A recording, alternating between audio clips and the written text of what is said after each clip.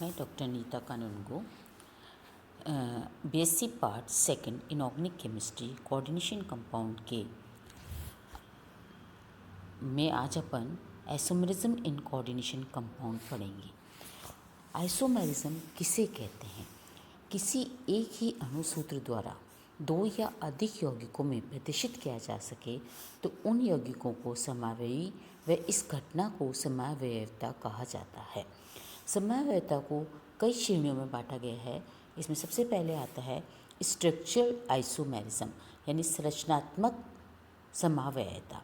संरचनात्मक समावयवता का भी एक जिसमें ये हम अध्ययन करेंगे संकुल यौगिकों के संरचनात्मक अंतर से ये समावयवता प्रदर्शित की जाती है तथा ये कई प्रकार की होती है। इसमें पहली है पॉलीमराइजेशन आइसोमेरिज्म यानी बहुलकीकरण समावयवता।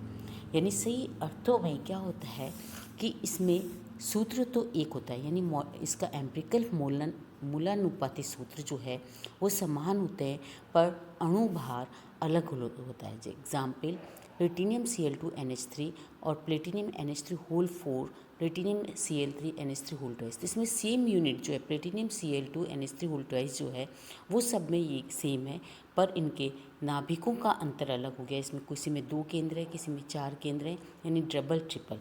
तो ऐसे आइसोमेरिज्म जो है वो पॉलीमराइजेशन आइसोमेरिज्म कहलाता है। दूसरा आता है आयोनाइजेशन आइसोमेरिज्म। इस प्रकार की समावयवता व अणुओं में संकुलों के आयनों के भीतर व बाहर ऋणायनों की अदला बदली के कारण होता है। एग्जाम्पल देखिए, जैसे platinum NH3 whole 4 Cl2 Br2 और इधर है platinum NH3 whole 4 Br2 Cl2। यानी इधर जो आयनन हो सकता है वो नेगेटिव ब्रोमाइड आयन है और उधर क्लोराइड आयन है। तो इस तरह की समावयवता जो है आयोनाइजेशन आइसोमेरिज्म कहलाते हैं। इसका फॉर्मूला सेम है पर यदि हम इसका आयनीकरण करें तो इसमें एक में ब्रोमाइड आयन और दूसरे में क्लोराइड आयन होंगे।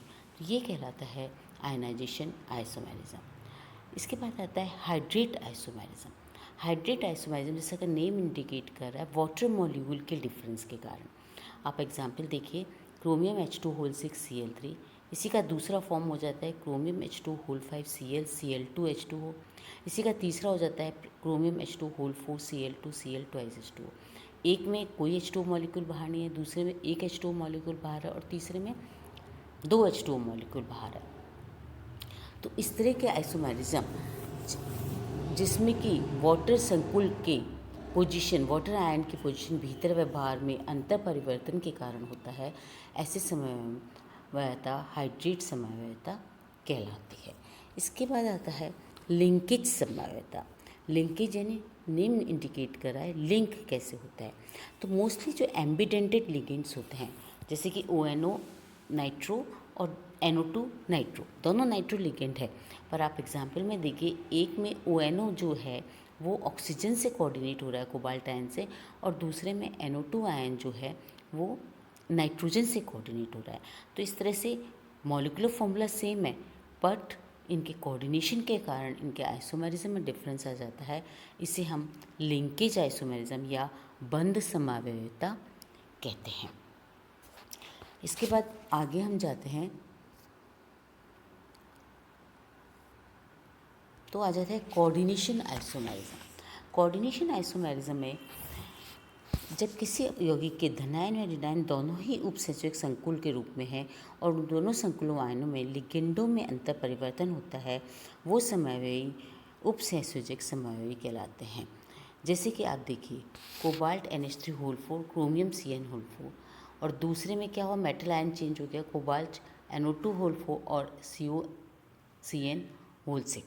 तो इस तरह के आइसोमेरिज्म में आप देखते हैं कि क्रोमियम के साथ जो है मेटल आयन और कोबाल्ट के साथ जो कोऑर्डिनेशन है मेटल आयन का वो डिफर हो गया है। तो इस तरह के आइसोमेरिज्म कोऑर्डिनेशन आइसोमेरिज्म कहलाता है। इसके बाद आता है कोऑर्डिनेशन पोजीशन आइसोमेरिज्म। इस प्रकार की समावयवता में कुछ बहुकेंद्रीय संकुलों में पाई जाती है। इसमें उपसंयोजक समावयवता की भांति दोनों धातु परमाणु के साथ जुड़े हुए लिगेंडों की स्थिति परिवर्तन हो जाती है। आप देखिए एग्जाम्पल में, एक तरफ लिगेंड पूरा NH3 एक तरफ है और दूसरे में Cl एक तरफ है पर दूसरे मॉलिक्यूल में Cl2NH3 और Cl2NH3 इक्वल डिवाइडेड है। तो ऐसे आइसोमेरिज्म कोऑर्डिनेशन पोजीशन आइसोमेरिज्म कहलाते हैं। इसके बाद आता है नेक्स्ट लिगेंड आइसोमेरिज्म। जो लिगेंड स्वयं सर्जनात्मक दर्शाते हैं वे संकुलों को इस प्रकार की संभाव्यता उत्पन्न करते हैं, लिगेंड आइसोमेरिज्म कहलाते हैं। इसमें एग्जाम्पल में हम लेते हैं जैसे 1,3 डाइअमीनोप्रोपेन है और 1,2 डाइअमीनोप्रोपेन है। तो अब ये कोऑर्डिनेट करेगा तो लिगेंड का स्ट्रक्चर तो सेम हुआ, पर कोऑर्डिनेशन 1,3 साइड से हो रहा है कि 1,2 साइड से हो रहा है, इस पर डिपेंड करता है। और ऐसे आइसोमेरिज्म जो कि लिगेंड के कारण हो रहा है, लिगेंड आइसोमेरिज्म कहलाते हैं। तो ये था संरचनात्मक आइसोमेरिज्म। और संरचनात्मक आइसोमेरिज्म में हम देखते हैं कि ये 6 तरह का हो सकता है। आयनाइजेशन आइसोमेरिज्म, आयनन संभाव्यता, पॉलीमराइजेशन आइसोमेरिज्म जो पॉलीमर यूनिट की वजह से होता है, हाइड्रेट आइसोमेरिज्म जो वाटर मॉलिक्यूल की वजह से होता है, लिंकेज आइसोमेरिज्म जो मोस्टली एम्बिडेंटेड लिगेंड्स में पाया जाता है, जिसमें कि दोनों साइड किस साइड से कोऑर्डिनेट हो रहा है उससे होता है। लिगेंड आइसोमेरिज्म में लिगेंड किस पोजीशन से जुड़ रहा है उससे आइसोमेरिज्म पाया जाता है। Thank you.